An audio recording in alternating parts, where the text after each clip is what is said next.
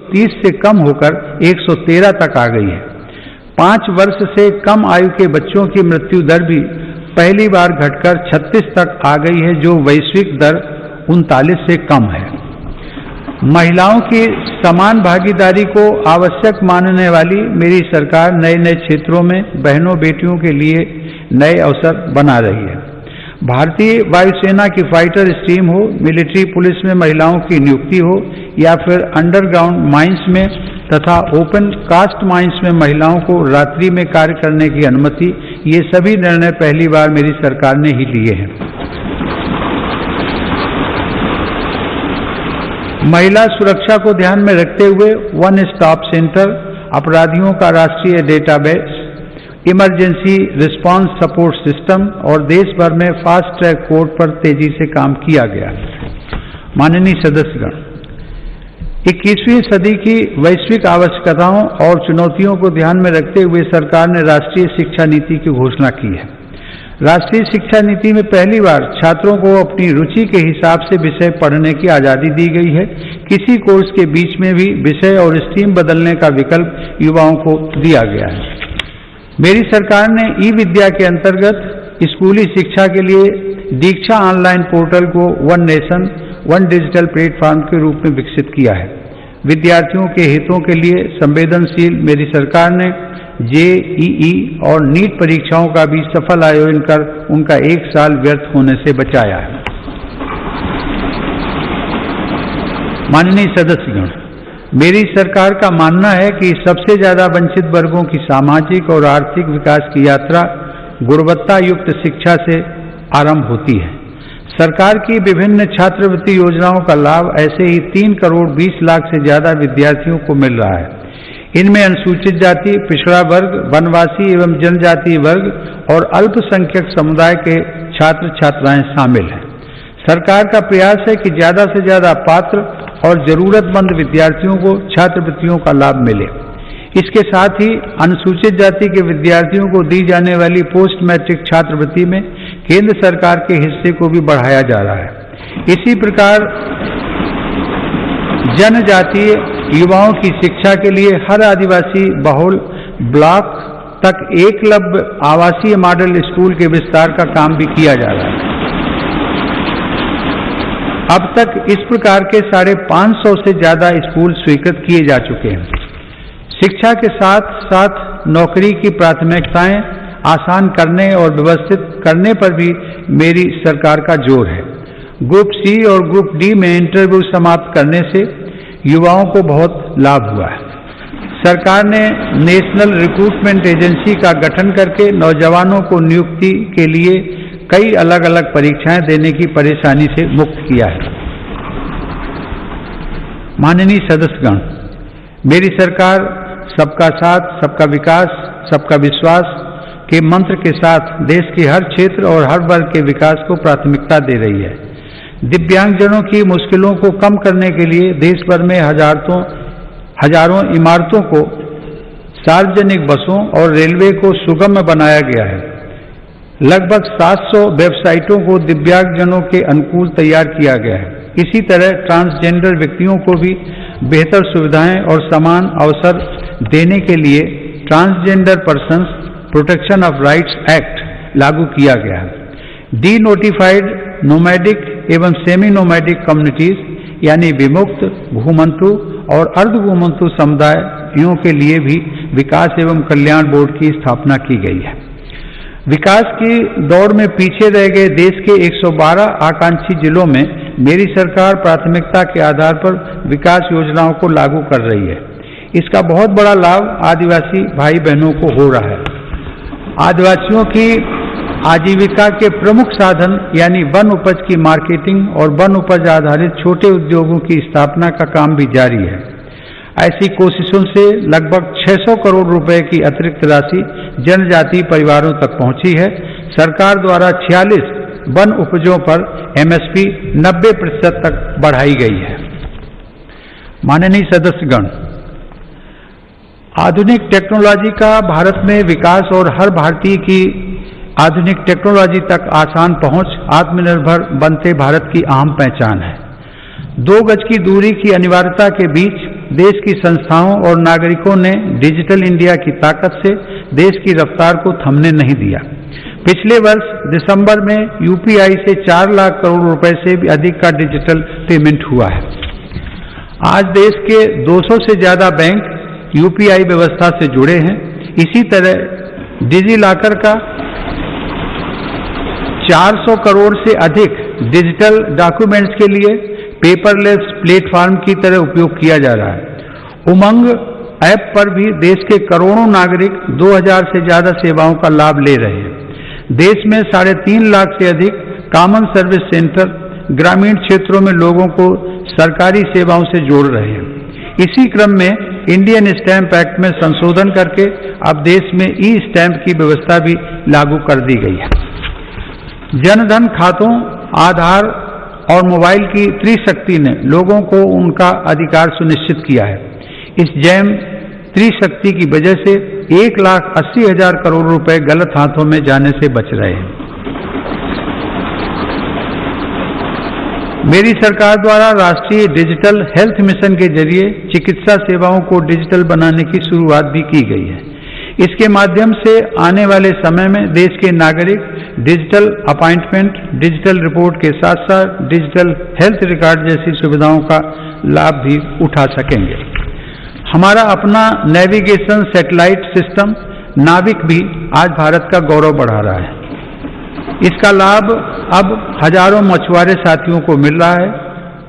हाल ही में national atomic clock और भारतीय निर्देशक द्रव्य प्रणाली के रूप में नए मानक भी राष्ट्र को समर्पित किए गए हैं। इन स्वदेशी समाधानों से भारत के प्रोडक्ट्स को अंतर्राष्ट्रीय मानकों के अनुरूप बनाने में मदद मिलेगी। टेक्नोलॉजी का यह अभियान देश की लोकतांत्रिक संस्थाओं को भी सशक्त कर रहा है। इस दिशा में राष्ट्रीय ई विधान ऐप के जरिए देश की सभी विधानसभाओं, विधान परिषदों और संसद के दोनों सदनों का डिजिटलीकरण किया जा रहा है। राज्य विधानसभाओं में नेशनल ई विधान एप्लीकेशन यानी नेवा का कार्यान्वयन विधायी और लोकतांत्रिक प्रक्रियाओं के संचालन में एक नए युग की शुरुआत करेगा। माननीय सदस्यगण, हमारी संसद लोकतंत्र में देशवासियों की बढ़ती हुई भागीदारी और नए भारत की आकांक्षाओं की पूर्ति का एक महत्वपूर्ण माध्यम है। पहले की सरकारों में तथा संसद के सदनों में ये बात उठती रही है कि संसद की यह इमारत हमारी वर्तमान आवश्यकताओं को पूरा करने में अपर्याप्त सिद्ध हो रही है। संसद की नई इमारत को लेकर पहले की सरकारों ने भी प्रयास किए थे।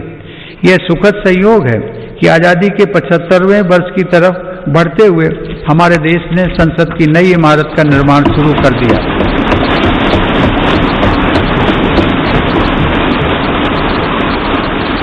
नए संसद भवन के बनने से अपने संसदीय दायित्वों को निभाने में हर सदस्य को अधिक सुविधा मिलेगी।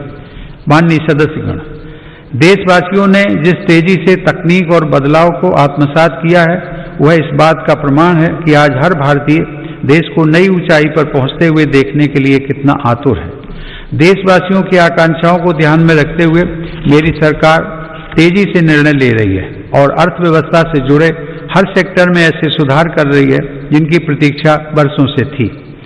फेसलेस टैक्स असेसमेंट और अपील की सुविधा देने के साथ ही मेरी सरकार ने देश में उद्यमशीलता को प्रोत्साहित करने के लिए कंपनी अधिनियम के अनेक प्रावधानों को गैर आपराधिक बना दिया है। उद्योगों को जरूरी सुविधाएं मिल सकें, इसके लिए औद्योगिक क्षेत्रों का GIS तकनीक पर आधारित डेटाबेस तैयार किया जा रहा है। इस डेटाबेस में देश भर की लगभग 5 लाख हेक्टेयर औद्योगिक भूमि से जुड़ी जानकारी उपलब्ध है।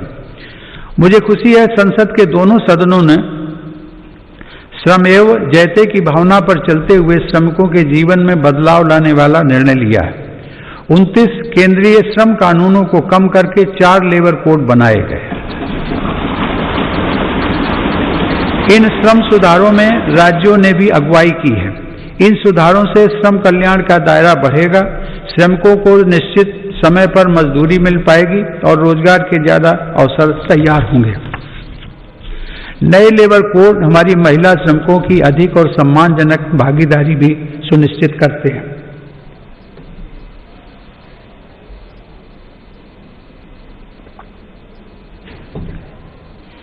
उद्योगों के लिए श्रम के साथ साथ आसान पूंजी भी बहुत आवश्यक है।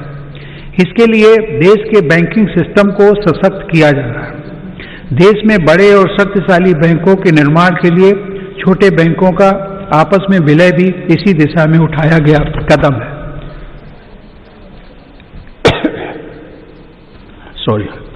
मैन्युफैक्चरिंग से जुड़े 10 सेक्टर्स के लिए पहली बार देश में लगभग 1.5 लाख करोड़ रुपए की प्रोडक्शन लिंक्ड इंसेंटिव स्कीम लागू की गई है।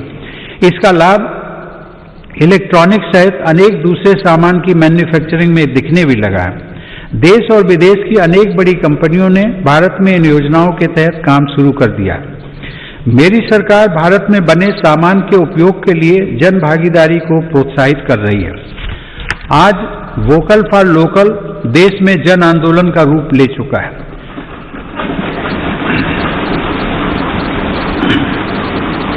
भारत में बने सामान के प्रति भावनात्मक लगाव के साथ ही गुणवत्ता में भी श्रेष्ठ हों, इस दिशा में काम किया जा रहा है। देश में ईज ऑफ डूइंग बिजनेस में सुधार के लिए भी निरंतर कदम उठाए जा रहे हैं। इसके लिए राज्यों के बीच स्वस्थ प्रतिस्पर्धा को प्रोत्साहित किया जा रहा है। यह बड़े हर्ष की बात है कि रैंकिंग में सुधार की गंभीरता को राज्य भी समझ रहे हैं और इसमें बढ़ चढ़कर हिस्सा ले रहे हैं। कोरोना के इस काल में प्रत्येक भारतीय का जीवन बचाने के प्रयासों के बीच अर्थव्यवस्था को जो हानि हुई थी, उससे भी अब देश उबरने लगा है। यह आज अनेक इंडिकेटर्स के माध्यम से स्पष्ट हो रहा है। इस मुश्किल समय में भी भारत दुनिया के निवेशकों के लिए आकर्षक स्थान बनकर उभरा है। अप्रैल से अगस्त 2020 के बीच लगभग 36 अरब डॉलर का रिकॉर्ड प्रत्यक्ष विदेशी निवेश भारत में हुआ है।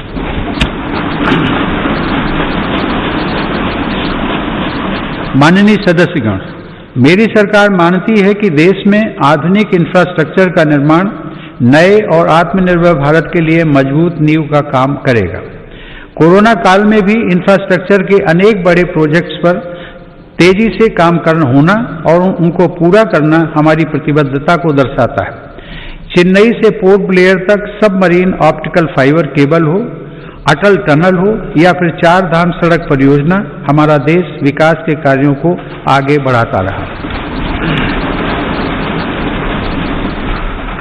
कुछ दिन पहले ही पूर्वी और पश्चिमी डेडिकेटेड फ्रेट कॉरिडोर के सेक्शंस देश को समर्पित किए गए। ये फ्रेट कॉरिडोर पूर्वी भारत में औद्योगिकरण को प्रोत्साहन देने के साथ ही रेल यात्रा में होने वाली अनावश्यक देरी को भी कम करेंगे। देश के इंफ्रास्ट्रक्चर को आधुनिक रूप देने के लिए मेरी सरकार 110 लाख करोड़ रुपए से अधिक की नेशनल इंफ्रास्ट्रक्चर पाइपलाइन पर भी काम कर रही है। साथ ही भारतमाला परियोजना के पहले चरण में 6 नए एक्सप्रेसवे और 18 नए एक्सेस कंट्रोल्ड कॉरिडोर्स का निर्माण चल रहा है। गुजरात के हजीरा और घोघा के बीच शुरू की गई रो पैक्स फेरी सेवा हो या फिर केवड़िया और साबरमती रिवर फ्रंट के बीच सी प्लेन सेवा, ये भारत में वाटर ट्रांसपोर्ट को नया आयाम दे रहे हैं। दुनिया की सबसे ऊंची सरदार पटेल की प्रतिमा का गौरव अपने साथ रखने वाले केवड़िया से अब देश के अनेक शहरों से सीधे ट्रेनें भी चलने लगी। माननीय सदस्यगण, देश को गैस बेस्ड इकोनॉमी बनाने के लिए गैस कनेक्टिविटी पर भी तेज गति से काम किया जा रहा है। कुछ दिनों पहले ही कोच्चि मैंगलोर गैस पाइपलाइन का लोकार्पण किया गया है। डोभी दुर्गापुर गैस पाइपलाइन का निर्माण ऊर्जा गंगा का प्रवाह बढ़ा रहा है। यह पाइपलाइन पश्चिम बंगाल तक जाएगी और पूर्वी भारत के विभिन्न उद्योगों, विशेषकर खाद्य कारखानों को गैस उपलब्ध कराएगी। इसी तरह तमिलनाडु के खाद्य कारखाने और अन्य औद्योगिक इकाइयों को गैस पाइपलाइन से जोड़ने के लिए तूतीकोरन रामनाथपुरम गैस पाइपलाइन पर तीव्र गति से कार्य चल रहा है। माननीय सदस्यगण, मेरी सरकार देश में शहरीकरण के विकास को एक अवसर के रूप में देखती है। इसलिए शहरी इंफ्रास्ट्रक्चर का व्यापक निवेश किया जा रहा है। शहरों में गरीबों के लिए स्वीकृत 1 करोड़ से अधिक घरों में से करीब 40 लाख का निर्माण पूरा हो चुका है। कुछ दिन पहले देश के 6 शहरों में आधुनिक टेक्नोलॉजी आधारित घर बनाने का काम भी शुरू किया गया है। शहरों में काम करने वाले श्रमिकों को बेहतर आवास मिल सके, इसके लिए उचित किराए वाली योजना भी शुरू की गई है।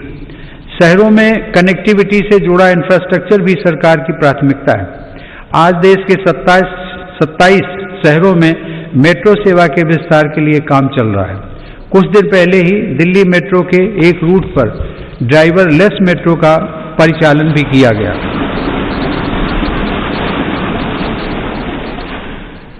शहरों में रीजनल रैपिड ट्रांजिट सिस्टम्स के निर्माण से भी पब्लिक ट्रांसपोर्ट को बेहतर बनाया जा रहा है। कॉमन मोबिलिटी कार्ड के देश भर में हो रहे विस्तार से देश के शहरों में यात्रा और आसान होगी।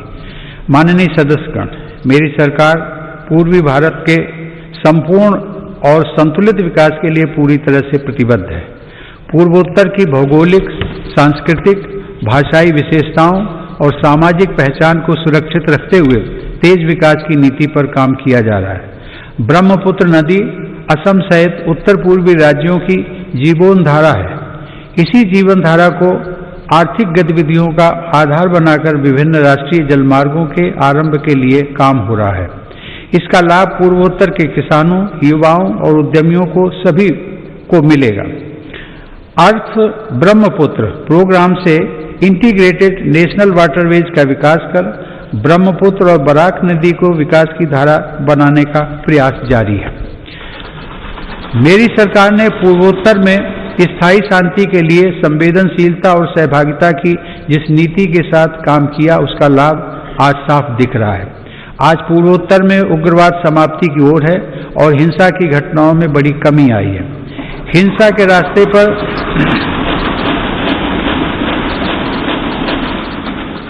भटके युवा अब विकास और राष्ट्र निर्माण की मुख्य धारा में लौट रहे हैं।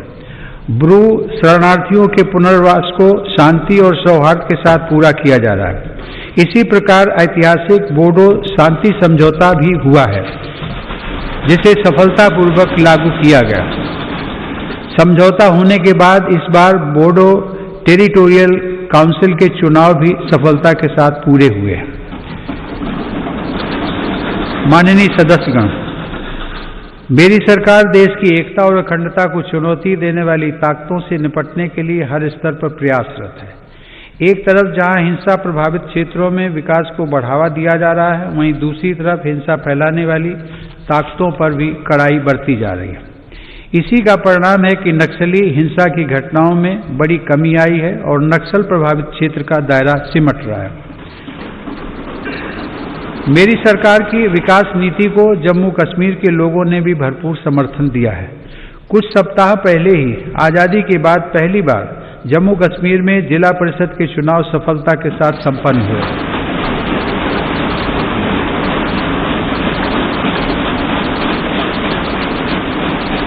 बड़ी संख्या में मतदाताओं की भागीदारी ने दर्शाया है कि जम्मू कश्मीर नए लोकतांत्रिक भविष्य की तरफ तेजी से आगे बढ़ चला है।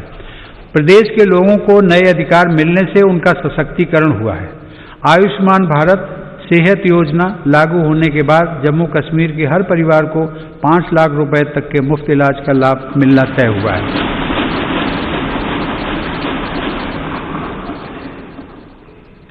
जम्मू में सेंट्रल एडमिनिस्ट्रेटिव ट्रिब्यूनल की एक बेंच भी स्थापित की गई है।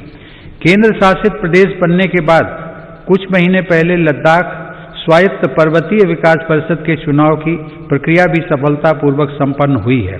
अब लद्दाख के लोग स्वयं अपने प्रदेश के विकास से जुड़े निर्णय और तेजी से ले रहे हैं। माननीय सदस्यगण, इस कोरोना काल में हम जब देश के भीतर आपदाओं से निपट रहे थे, तब हमारी सीमा पर भी देश के सामर्थ्य को चुनौती देने के प्रयास किए गए।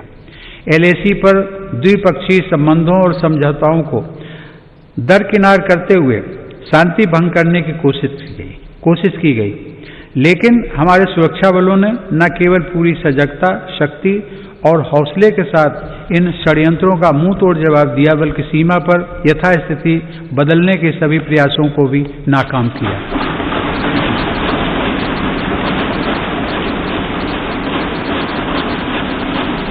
हमारे जाबाजों ने जिस संयम, शौर्य और पराक्रम का परिचय दिया, उसकी जितनी भी सराहना की जाए कम है।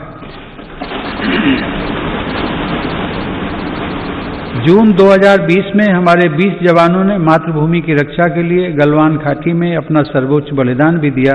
हर देशवासी इन शहीदों का कृतज्ञ है। मेरी सरकार देश के हितों की रक्षा के लिए पूरी तरह कटिबद्ध है और सतर्क भी है। LAC पर भारत की संप्रभुता की रक्षा के लिए अतिरिक्त सैन्य बलों की तैनाती भी की गई है। माननीय सदस्यगण, हमारे स्वाधीनता संग्राम के दौरान देशभक्ति के अमर गीतों की रचना करने वाले मलयालम के श्रेष्ठ कवि वल्लथोल ने कहा है, भारतम ऐन्ना पेरुकेट्टाल अभिमाना पूरिदम आगनम अंतरंगम। अर्थात जब भी आप भारत का नाम सुने, आपका हृदय गर्व से भर जाना चाहिए।